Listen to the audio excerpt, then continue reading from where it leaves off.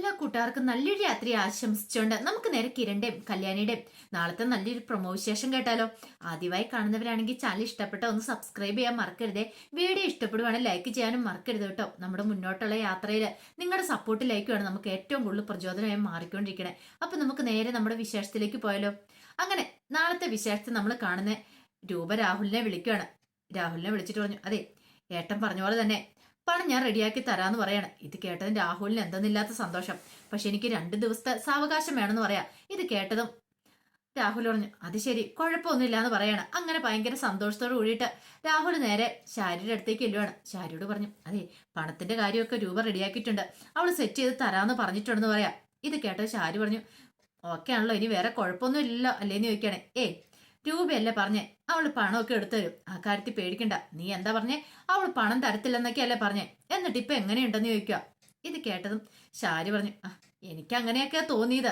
ഇനിയിപ്പം മനുഷ്യന്റെ കാര്യല്ലേ, എപ്പോഴാ മാറ്റങ്ങളൊക്കെ സംഭവിക്കുമെന്ന് പറയാൻ പറ്റില്ലോ. പിന്നെ നീ പറയുന്ന പോലെ ഒന്നും അല്ല എന്റെ പെങ്ങൾക്ക് ഇപ്പോഴും എന്നോട് സ്നേഹമുണ്ട്. അതുകൊണ്ടല്ലേ അവള് പണം തരാന്ന് പറഞ്ഞേ, 2 കോടി രൂപ തരാന്ന് പറഞ്ഞേ എന്നൊക്കെ പറയാണ്. ആ സമയം രാഹുലിന്റെ മനസ്സിൽ ചില കണക്കുകളും കാര്യങ്ങളൊക്കെ ഉണ്ടായിരുന്നു. 2 കോടി രൂപ മനോഹറിന് കൊടുക്കാന്ന് പറഞ്ഞാൽ അത്ര നല്ല കാര്യമൊന്നുമില്ല. പിന്നീട് ശാരിയോട് പറഞ്ഞു, അല്ല ശാരി, ഒരു കാര്യം ചെയ്യും, 2 കോടി രൂപ അവന് കൊടുക്കേണ്ട കാര്യമില്ല. അവന് 1 കോടിയെ നമുക്ക് ഒതുക്കാം, ബാക്കി 1 കോടി രൂപ നമുക്ക് വെക്കാന്ന് പറയാം.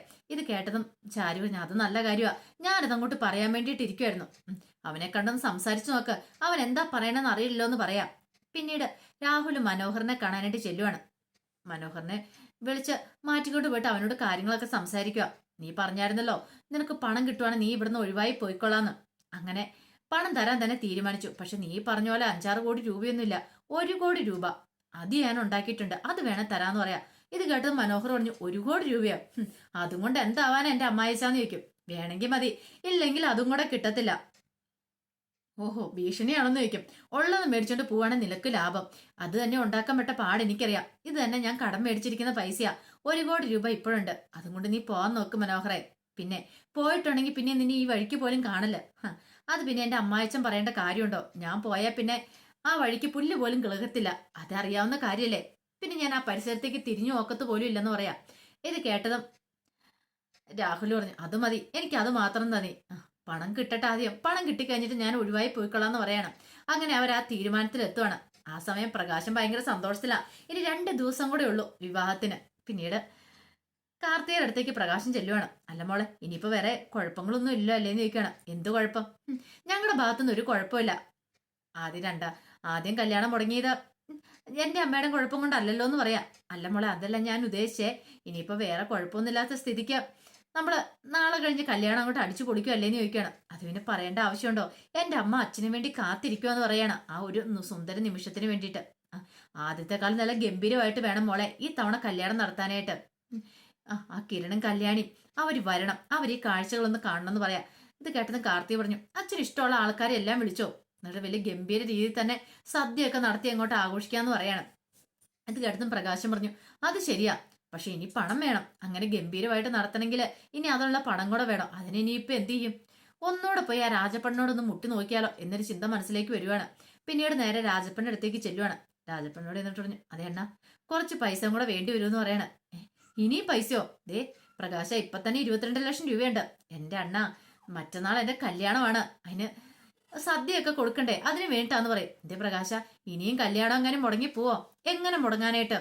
ഒരു മുടങ്ങാനും പോകുന്നില്ല, എല്ലാ പ്രതിബന്ധങ്ങളും നമ്മൾ തരണം ചെയ്തിരിക്കുക, ഇനി ഒന്നും സംഭവിക്കാൻ പോകുന്നില്ല. അതുകൊണ്ട് ധൈര്യമായിട്ട് അണ്ണനെ വരാം, ഈ കല്യാണത്തിൽ പങ്കെടുക്കാം. പിന്നെ കുറച്ച് പൈസയുടെ ഒരു ഷോർട്ടേജ് ഉണ്ട്, അണ്ണൻ്റെ തരണമെന്ന് പറയാം. ദേ പ്രകാശ, വെറുതെ നീ ചതിക്കില്ല കേട്ടോ, ഇനിയും പണം തന്നാൽ പിന്നെ എങ്ങനെ ശരിയാവുന്നേ? അത് പിന്നെ അണ്ണ എനിക്ക് നേരത്തെ തരാന്ന് പറഞ്ഞ പണത്തിൽ കുറച്ച് പണം കൂടെ തരായില്ലേ, അതെനിക്ക് തന്നാ മതി എന്ന് പറയണം. ഞാനത് നോക്കട്ടെ എന്ന് പറയണം. ഇനിയിപ്പോ ബൊഫേ രീതിയിൽ ഇനിയിപ്പോ സദ്യ കൊടുക്കണമെങ്കിൽ അതിനുള്ള ലക്ഷങ്ങൾ വേണമല്ലോ, അതിനു വേണ്ടിയിട്ടാണ് ഈ പ്രകാശം കെഞ്ചിക്കൊണ്ടിരിക്കണേ. പിന്നീട് രാജപ്പണ്ണം പോയി കഴിഞ്ഞപ്പോഴത്തേനാണ് അങ്ങോട്ട് ബാലണ്ണം വരുന്നത്. ബാലണ്ണം വന്നു കഴിഞ്ഞപ്പോ പ്രകാശം ചോദിച്ചു, ആഹാ ബാലണ്ണ, അപ്പൊ നമ്മൾ പറഞ്ഞ പോലെയൊക്കെ കാര്യങ്ങളൊക്കെയാ, ഇനിയിപ്പം ലക്ഷ്മിയുടെ പേരും പറഞ്ഞ എനിക്ക് തല്ലു മേടിക്കേണ്ട കാര്യമില്ലെന്ന് പറയാ. ബാലണ്ണം പറഞ്ഞു, പ്രകാശ ക്ഷമിക്കടാ, എനിക്കൊരു അബദ്ധം പറ്റിപ്പോയതാ, വേണ്ട വേണ്ട, ഇനിയിപ്പൊ കൂടുതൽ പറയാനൊന്നും പോണ്ടെന്ന് പറയാ. അതെ, നീ ഇങ്ങനെയാണോ പ്രകാശ, നീ സെറ്റ് ആവുന്നില്ലേന്ന് ചോദിക്കും. അത് പിന്നെ ഒന്ന് മുടിയൊക്കെ വെട്ടണം, താടി വയ്ക്കുന്ന ഡ്രസ്സ് ചെയ്യണമെന്ന് പറയാ. എടാ ഇതൊന്നും പോരാ, കല്യാണമല്ലേ വരുന്നേ, നീ നല്ല സെറ്റ് ആയിക്കോളാൻ പറയുവാണ്. ഇത് കേട്ടതും പ്രകാശം പറഞ്ഞു, ഓ അത് ശരിയാണല്ലോ, എന്നാ ശരി, നമുക്കൊരു കാര്യം ചെയ്യാം, മുടി വെട്ടുന്നിടത്തേക്ക് പോയേക്കാന്ന് പറയണം. അങ്ങനെ അവര് താടിയും മുടിയൊക്കെ ഡ്രസ്സ് ചെയ്യാൻ പോയി കഴിഞ്ഞാൽ ബാലനും പറഞ്ഞു, എന്റെ മുടിയൊന്ന് വെട്ടണം എന്നൊക്കെ പറയണം. അങ്ങനെ ഹെയർ കട്ട് ചെയ്യാനായിട്ട് ബാലനായിരുന്നു. ഈ സമയത്ത് പ്രകാശനും ഇരിക്കുകയാണ്. പിന്നീട് പ്രകാശം പറഞ്ഞു, കല്യാണമാണ്, അപ്പൊ അത് നോക്കി വെട്ടണം എന്നൊക്കെ പറയണം. ആണോ, കല്യാണമാണോ, ആഹാ കൊള്ളാലോ, എന്നാ ഒരു കാര്യം ചെയ്താലോ സാറേ, ഒരു ഫേഷ്യലും കൂടെ അങ്ങ് ചെയ്താലോന്ന് പറയണം. മുഖമൊക്കെ നല്ല തുടുത്തിരിക്കുമെന്ന് പറയാം. ഫേഷ്യലെങ്കിൽ ഫേഷ്യല് എന്തേലും ആട്ടെ, നല്ല രീതിയിൽ തന്നെ അങ്ങ് ചെയ്തോളാൻ പറയണം. പണം എത്രയാണല്ലോ നമുക്ക് കുഴപ്പമില്ല, പക്ഷേ എങ്കിൽ മുഖമൊക്കെ നല്ല മിന്നിത്തിളങ്ങി നിൽക്കണമെന്ന് പറയാം. ഇത് കേൾക്കേണ്ട താമസം പ്രകാശൻ ഫേഷ്യൽ ചെയ്യാൻ തുടങ്ങി. അങ്ങനെ ഫേഷ്യൽ പായ്ക്കൊക്കെ ഇട്ട് പ്രകാശൻ ഇരിക്കുവാണ്. ആ സമയത്താണ് ബൈജു അങ്ങോട്ടേക്ക് മുടി വെട്ടാൻ വരുന്നത്. ബൈജു നോക്കിക്കഴിഞ്ഞപ്പോഴത്തേനും അവിടെ പ്രകാശൻ ഇരിക്കുന്നു. പ്രകാശൻ ഫേഷ്യലൊക്കെ ചെയ്ത് ഇങ്ങനെ ഇരിക്കുകയാണ്. ഇത് കണ്ടത് ബൈജുവിന് ചിരിയാ വന്നേ. അല്പനർത്ഥം കിട്ടിയ അർദ്ധരാത്രി കൊട പിടിക്കുമെന്ന് പറഞ്ഞാലേ പ്രകാശന് ഫേഷ്യലൊക്കെ ചെയ്യുന്നു. അത് ഈ 19 വയസ്സില് മൂന്നാം കല്യാണത്തിന് വേണ്ടിയിട്ടുള്ള ഒരുക്കങ്ങള്. ആഹാ, ഇതാര് പ്രകാശനോ, കൊള്ളാലോ. ഓ, കല്യാണത്തിലുള്ള ഒരുക്കങ്ങളായിരിക്കും അല്ലേന്ന് ചോദിക്കാം. അതെന്താടാ, നിനക്ക് കണ്ടിട്ട് മനസ്സിലാകുന്നില്ലേന്ന് ചോദിക്കുക. മനസ്സിലായി, അതുകൊണ്ട് ചോദിച്ചാ. നടക്കാത്ത കല്യാണത്തിന് വേണ്ടിട്ട് എന്തിനാ ഇങ്ങനെ ഒരുങ്ങണേന്ന് ഓർത്തിട്ടാ. ആരുടെയാടാ നടക്കാത്തെ എന്നും പറഞ്ഞാൽ പ്രകാശൻ അങ്ങ് ചാടി എഴുന്നേക്കാൻ തുടങ്ങുമ്പോ അവിടുത്തെ സ്റ്റാഫാണ്, സാർ അവിടെ ഇരിക്കുക, ഇതിനിപ്പോ സാർ അധികം സംസാരിക്കുന്നു ചെയ്യരുത്, മുഖത്ത് കിടക്കുന്ന ആ മാസ്ക് അതൊക്കെ വലിയെന്ന് പറയണം. പ്രകാശൻ എന്ത് ചെയ്യണം നടത്തില്ല. വല്ലാത്ത ദേഷ്യമായിരുന്നു പ്രകാശന്.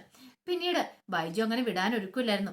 എന്നാലും എന്റെ പ്രകാശ, നിന്റെ ഈ പ്രായത്തില് മൂന്നാമത്തെ കല്യാണം സമ്മതിച്ചു തന്നിരിക്കുന്നു പറയണം. പ്രകാശൻ മാക്സിമം മിണ്ടാതിരിക്കാൻ നോക്കിയാലും പ്രകാശന് അതിന് കഴിഞ്ഞില്ല. അവസാനം പ്രകാശൻ പറഞ്ഞു, എടാ അതെനിക്ക് കഴിവുള്ളതുകൊണ്ടാടാ മൂന്നാമത് കല്യാണം കഴിക്കുന്നേ. നീ കണ്ടോ, നീയും കൂടെ വരണം, നീയും വന്ന് ഒരെല്ല സദ്യ കഴിച്ചിട്ട് വേണം പോവാനായിട്ട്. നീ മാത്രല്ല, അവിടെയുള്ള എല്ലാരെയും വിളിച്ചോണ്ട് വരണം. ആ കിരണിനെയും കല്യാണീനെയും ദീപ എന്ന് പറയുന്ന എന്റെ രണ്ടാം ഭാര്യയെ എല്ലാരെയും വിളിച്ചോണ്ട് വരണം. വേണമെങ്കിൽ എന്റെ ആദ്യ ഭാര്യ ഉണ്ടല്ലോ, അവളും ആ കിരണും കല്യാണിയും ഭയങ്കര കൂട്ടാണല്ലോ, അവളെയും കൂടെ വിളിച്ചോണ്ട് വരാൻ പറഞ്ഞേരെ. അങ്ങനെ എല്ലാരും വന്ന് സദ്യ കഴിച്ചിട്ട് പോണം. ഞാൻ എന്റെ മഹാലക്ഷ്മിയുടെ കൈ പിടിക്കുന്ന കാഴ്ച നീയൊക്കെ കാണണമെന്ന് പറയാണ്. ഇത് കേട്ടതും ബൈജു പറഞ്ഞു, ആയിക്കോട്ടെ, ഉറപ്പായിട്ട് ഞങ്ങൾ കല്യാണത്തിന് വരും. ഇനിയിപ്പൊ പ്രകാശം വിളിച്ചില്ലേലും വരുമെന്ന് പറയാം. ഇത്ര ഫേഷ്യലൊക്കെ ചെയ്ത് നല്ല സുന്ദര കുട്ടപ്പനായിട്ട് പോകുന്നതല്ലേ, അപ്പൊ ഞങ്ങൾക്ക് ആ കല്യാണ വേഷത്തിൽ നിന്ന് കാണാൻ കൊതിയില്ലേ, ഞങ്ങൾ വരുമെന്ന് പറയാണ്. അങ്ങനെ പ്രകാശനൊക്കെ പോയി കഴിഞ്ഞപ്പോ ബൈജു മുടിയൊക്കെ വെട്ടിയിട്ട് തിരികെ വരുവാണ്. അങ്ങനെ വന്നു കഴിഞ്ഞപ്പോ അവിടെ കിരണും കല്യാണിയൊക്കെ ഉണ്ടായിരുന്നു. അപ്പത്തേനും ദീപ കോഫി ആയിട്ട് അങ്ങോട്ട് വരുവാണ്. അങ്ങനെ കിരണും കല്യാണിക്കും കോഫി കൊടുത്തു കഴിഞ്ഞപ്പോഴത്തേനും ബൈജുനോട്, നിനക്ക് ഞാൻ കോഫി തട്ടേടാന്ന്, കോഫി എടുത്തോണ്ട് വട്ടേന്ന് ചോദിക്കുകയാണ്. ഇത് കേട്ടതെന്ന് പറഞ്ഞു, വേണ്ട ദീപേച്ചി, ഞാനിപ്പോ പുറത്തുനിന്നൊരു ചായ കുടിച്ചിട്ടാ വന്നേന്ന് പറയണ. അതെ, പിന്നീടേ ഒരു കാര്യം ഉണ്ടെന്ന് പറയണേ. എന്താ കാര്യം? അവിടെ വെച്ച് ഞാൻ മുടി വെട്ടാൻ പോയ സ്ഥലത്ത് വെച്ച് ഞാൻ പ്രകാശനെ കണ്ടിട്ടുണ്ടായിരുന്നു പറയണം. എന്നിട്ടോ? ഓ, പ്രകാശൻ ഈ പ്രായത്തിൽ ഫേഷ്യൽ ചെയ്യാൻ വന്നിരിക്കുവാന്ന് പറയാണ്. ഫേഷ്യൽ ചെയ്യാനാ? അതെ, കല്യാണം അല്ലേ മറ്റന്നാള്, അതിനു വേണ്ടി ഒരുങ്ങാൻ വേണ്ടി വന്നിരിക്കുകയാണ്. ആഹാ, അത് കൊള്ളാലോ. അയാൾക്ക് നാണമുണ്ടോ? ഇത് മൂന്നാം കല്യാണോ? അതും പോരാഞ്ഞിട്ട് മക്കളെ കെട്ടിച്ച അവർക്ക് മക്കളുമായി, എന്നിട്ട് ഇപ്പൊ മൂന്നാം കല്യാണത്തിന് ഫേഷ്യൽ ചെയ്യാൻ നടക്കുന്നു. ഇതുപോലെ ഒരുത്തനെ ഞാൻ കണ്ടിട്ടില്ല എന്ന് പറയാണ്. ഇയാളുടെ അല്ലേ ആ മോന്, പിന്നെ അവനും നന്നാവാൻ പോകുന്നില്ലെന്ന് പറയാണ്. കല്യാണി പറഞ്ഞു, അമ്മ എന്തിനാ ഇങ്ങനെ ദേഷ്യപ്പെടുന്നേ? അയാൾ എന്ത് വെള്ളം കാണിക്കട്ടെ എന്ന് പറയാണ്. ദേഷ്യപ്പെട്ടല്ല മോളെ, ഉള്ള കാര്യം പറഞ്ഞ ഇത്രയായിട്ട് പഠിച്ചോന്ന് ചോദിക്കണം. ഇനി പഠിക്കാൻ പോകുന്നല്ലേ ഉള്ളൂ. നാളത്തെ ഞല്ലേ ഫേഷ്യലൊക്കെ ചെയ്ത് സുന്ദരനാങ്കോട് ചെല്ലുമ്പം സത്യങ്ങളൊക്കെ അറിയാനായിട്ട് പോകുന്നേ. പ്രകാശം പിന്നെ ഓടുന്ന വഴിക്ക് പുല്ല് പോലും കിളിക്കില്ല എന്ന് പറയണം. ഇത് കേട്ടതും ബൈജു പറഞ്ഞു, ഓടാൻ വഴിയില്ല, മിക്കവാറും അറ്റാക്ക് വന്ന് അവിടെ തന്നെ വീഴത്തുള്ളൂ. പിന്നെ എന്താ സംഭവിക്കാൻ പോകുന്ന അറിയാലോ. കല്യാണി പറഞ്ഞു, മരിച്ചു പോലും എനിക്ക് ഒരു സങ്കടവും തോന്നത്തില്ല. അത്രത്തരം ദുഷ്ടത്തരം കാണിച്ചു വെച്ചിട്ടുണ്ട് അച്ഛനും മോനും മുത്തശ്ശി എല്ലാരും കൂടെ ചേർന്നിട്ട്. അതും പോരാഞ്ഞിട്ട് വീണ്ടും ഒരു പെണ്ണിന്റെ ജീവിതം തുലയ്ക്കാന്നുള്ള സന്തോഷത്തോടിട്ടാ മൂന്നുപേരും കൂടെ ഇറങ്ങി തിരിച്ചിരിക്കുന്നേ. ബൈജു പറഞ്ഞു, അത് ശരിയാ, ഒരു പക്ഷെ ഇനി ഈ കല്യാണം മുടങ്ങുമെന്നൊക്കെ അറിഞ്ഞു കഴിഞ്ഞാൽ പ്രകാശൻ എന്തും ചെയ്യാൻ മടിക്കില്ല. അവനും അതെ, അവന്റെ മോനും അതെ, ദുഷ്ട കൂട്ടങ്ങളാന്ന് പറയാണ്. കല്യാണം പറഞ്ഞു, ഇനിയിപ്പോ എന്ത് ചെയ്യാനാ, കല്യാണം മുടങ്ങി കഴിഞ്ഞാൽ ഒന്നും ചെയ്യാൻ പറ്റില്ല, കമ്പനിയിൽ നിന്ന് പുറത്താവും. പിന്നെ വിക്രം ആ പഴയ സ്ഥാനത്ത് തന്നെ വേലയും കൂലിയും ഇല്ലാതെ വീട്ടിൽ കയറി ഇരിക്കുമെന്ന് പറയണം. ആ തള്ളയുടെ അഹങ്കാരം അതോടുകൂടി തീരുമായിരിക്കും, വീണ്ടും വേലയ്ക്കൊക്കെ പോകേണ്ട വരുമായിരിക്കും. ഇത്രയും ദിവസം അഹങ്കരിച്ച് നടന്നല്ലേ, ഇനി ഏതെങ്കിലും വീട്ടിലെ കൂലിപ്പണിക്ക് പോട്ടെ, അതാ നല്ലതെന്ന് പറയണം. ദീപ പറഞ്ഞു, എത്രയാണല്ലോ അവര് പഠിക്കുമെന്ന് എനിക്ക് തോന്നുന്നില്ല. കാരണം പഠിക്കാനാണെങ്കിൽ ഇതിനു മുമ്പ് എത്രയോ അവസരങ്ങൾ അവർക്കുണ്ടായിരുന്നു. അതിൽ നിന്ന് അവരൊരു പാഠം പഠിക്കണ്ട. പക്ഷെ അന്നൊന്നും ഉണ്ടായില്ലോ. ചിലരിങ്ങനെയാ, എത്ര കിട്ടിയാലും പഠിക്കില്ല. അവര് ജീവിതാവസാനം വരെ അവരുടെ സ്വഭാവത്തിനൊരു മാറ്റം സംഭവിക്കില്ലെന്ന് പറയണം. ഇത് കേട്ടതും കിരൺ പറഞ്ഞു, ഈ പ്രാവശ്യം മിക്കവാറും മാറാൻ ചാൻസ് ഉണ്ട്. കണ്ടോ, ആ കല്യാണത്തിന്റെ സമയത്ത് അമ്മയും വരണം, നമുക്ക് എല്ലാവർക്കും കൂടി അങ്ങോട്ട് പോകണം. എന്നിട്ട് വേണം അവനിട്ടുള്ള പണി കൊടുക്കാനെന്ന് പറയണം. അപ്പൊ അതിന്റെ വിശേഷങ്ങളൊക്കെ നാളെ നമ്മൾ കാണാനായിട്ട് പോകുന്നത്. ആ വിശേഷങ്ങൾക്കായി നമുക്ക് എല്ലാവർക്കും കാത്തിരിക്കാം കേട്ടോ. ഒരിക്കൽ കൂടി എല്ലാവർക്കും നല്ലൊരു രാത്രി ആശംസിച്ചു നിർത്തുന്നു. നന്ദി.